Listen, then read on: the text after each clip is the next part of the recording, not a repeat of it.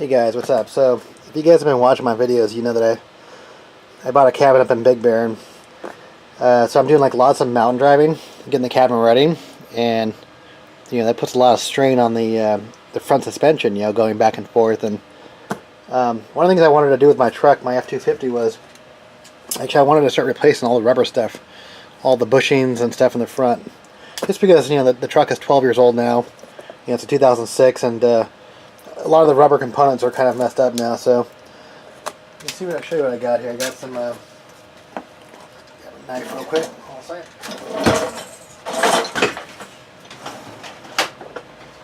Alright. Sorry about that. Get my knife here. So got these on Amazon, and they're about 35 bucks. And which is interesting is they were $35 on Amazon, and they were $55 at O'Reilly. What the hell? They gave me the wrong ones.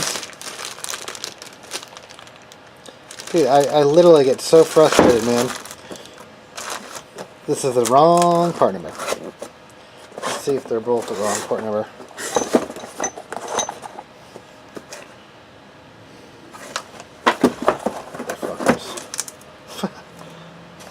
That's the right one. This is the one I'm supposed to have right here. Look how thick it is. It's gnarly. Alright guys. Guess I'm not doing this today, so I'll be back when I get the new one in. Yeah, that's same part number, but the part is different. So, like I said, this is what it's supposed to be. That's what it's supposed to be, and this is actually what I got in one of them, so it sucks. Alright. We'll be back. Alright, so just got the other part back in. Actually, Amazon shipped it out pretty fast, so that's pretty cool. So now I have both the parts, so I can do the job. But I did have a video, I kind of wanted to rant about the Made in Mexico thing. Premium price. You're paying premium prices for the Moog name, and you're not, it's not even made in this country anymore. So, okay, so I gotta take this off and get out of the car real quick. I got the bushing kit too. You actually have to go out and measure your sway bar because they're different sway bars. Mine was 21 millimeter, so. Yeah, I went out with my calipers and measured it so I get the right one. Because like on AutoZone's website or Amazon, they don't actually have the right diameter size. It's weird. They sell different kinds of diameter sizes. So yeah, you really need to go out and measure it. So yeah, because originally I bought like a hyper, what's it called? What are they called? The bushing company, Hyperflex, or not Hyperflex, I don't know what they're called. Something suspension. The polyurethane ones, but they were the wrong size. So. Plus, they didn't make a really good kit for my truck. Well, mainly I probably would have got it, but I have there's these end links actually have like a ball joint inside. It's not just like a bushing. So yeah, I'm actually trying to restore all the bushings in my truck here because they're kind of going out. I mean, this truck is 12 years old. And you can see that, I don't know if you can see that, it's kind of dark in here, I don't need light, but all the rubber is starting to kind of wear out. And I'm trying to figure out I have this popping noise, like when I hit turns, and I mean, I have the parts to fix this, I think, in another video, but because like I said, I'm going back and I'm just refurbishing all the rubber components up here. And I'll get down and show you that's the bushing right there, and it's kind of worked on one side. I still got to replace the track bar too. That's the track bar bushing. But I might go polyurethane with that one. I'm not sure yet. Alright, yeah, because I'm doing all the kinds of mountain driving back and forth, so it puts extra strain on the components because you're constantly going. I'm on windy roads. I'm constantly doing this, going back and forth. So lots of strain on the components up here. So. Alright, let me get out of the truck real quick and I'll get started with this. Alright, so here the bushings are here. I noticed this has been going back and forth. You can tell it slides. So, like I said, these rubber things are just jacked. So it's weird. It looks like it looks a little bit different on this one. I think the Moog seems like it looks a little bit more stout than this. I don't know if these are in factory or not. Like I said, no, it is factory because it says Ford. I'll take it off. You'll see that. But yeah, this thing kind of is blown out on this side a little bit. So, well, what I just realized is that,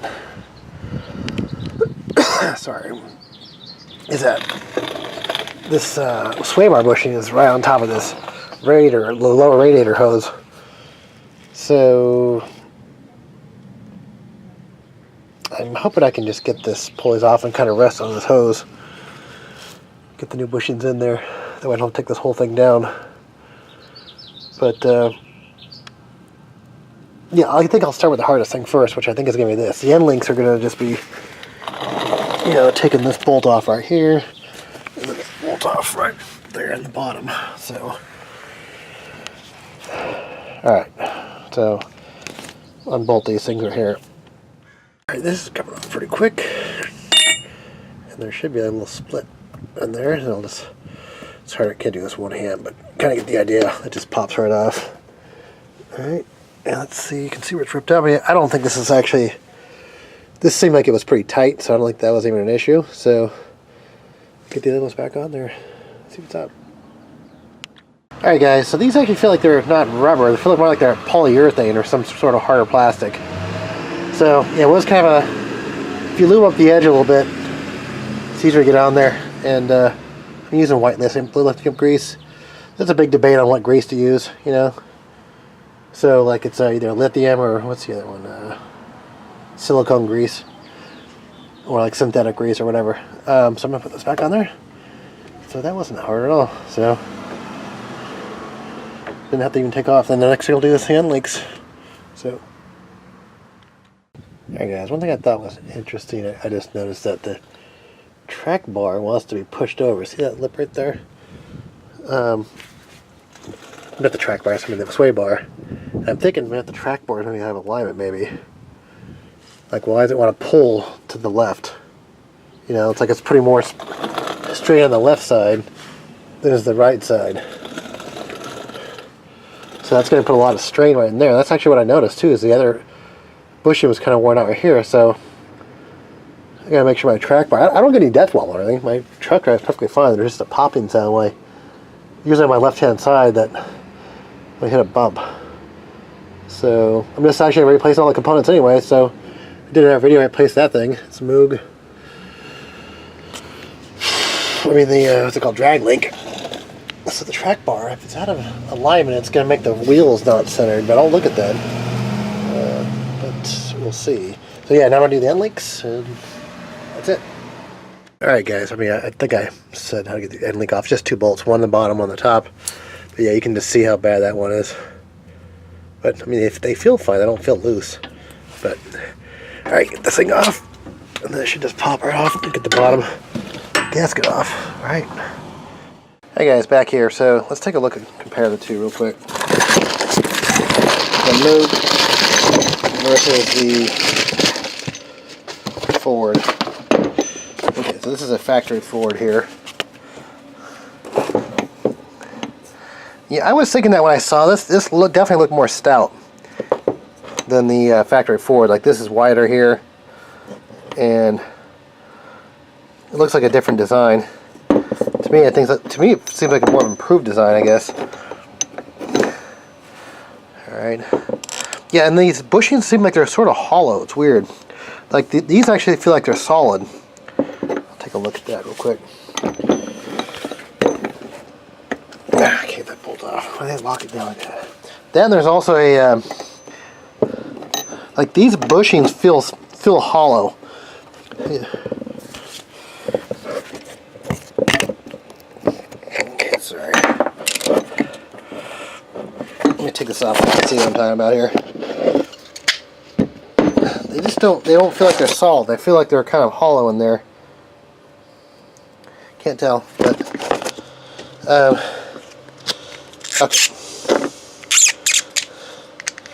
I'm a shitty camera operator. Alright, so... Alright. There we go. That's the difference. So it's thicker up top, definitely thicker on the bottom here. And it also has this place where you can actually put a wrench there, so when I tighten it down, it doesn't twist. Okay, so I'm gonna get this on there and see what happens. Alright guys, so the whole point of that little nut thing in there, so is when you're tightening this thing down, you don't twist it. So look at that. You don't want that to happen. You want to keep that straight. And then on these rubber bushings, you want to keep them. I'll show you this when I get them. You just want to snug them up so they're kind of not. You don't want to put a crazy amount of pressure on these things, but you want to have them snug, and they'll flatten out and come up to these things here. But I'm gonna do this with air impact, and I'm not gonna be able to see it because I can't hold the camera and do the air impact at the same time. Just because that's actually a crush. It's like one of those crush nuts. It's not like a lock. I wish I would use a lock nut versus that, but alright guys. Alright guys, so there they are. That's about as much pressure. I mean, I could put more pressure on there if I wanted to, but I don't want to over pressure them to the point where they're going to split. Make sure that was straight. So we'll torque down. Nope. No play in there, so see, that gets rid of the popping noise, but I'm just going to go through and place each one of these. And I know I made a previous video with a ram with Boog and Timken, and what I thought was interesting is that they YouTube definitely censors you, and so does Google. Anytime it might impact their profits, they'll definitely censor it. Because the Timken video at one point was indexed. If you just Google Timken made in China, I was only on the first page, and all of a sudden now I'm not. But it's the same thing with the drug companies and you know, these mass shootings. They don't ever put a link. All these mass shooters, at least most of them, are actually on medication, you know, on pharmaceuticals, antidepressants, and other kind of shit. And you know, the reason why they don't say that on the mainstream media is because the majority of their advertising dollars comes from drug companies. So I don't know if you ever watched commercials in the last couple of years. Like half the commercials are drug companies. So you know, they're not going to put a report out that's going to hurt their income stream. So just another rant there. So yeah, dishonesty, man, greed. Okay, so upcoming videos I have dust seals. I mean, this is a common problem in all these F250s are these dust seals. And so I bought some Timken dust seals. I think that's part of the problem with this thing right here, not being bouncing around. There should be a dust seal there right there that probably keeps it centered and probably alleviates a little bit of that play. So that's upcoming video. And I have some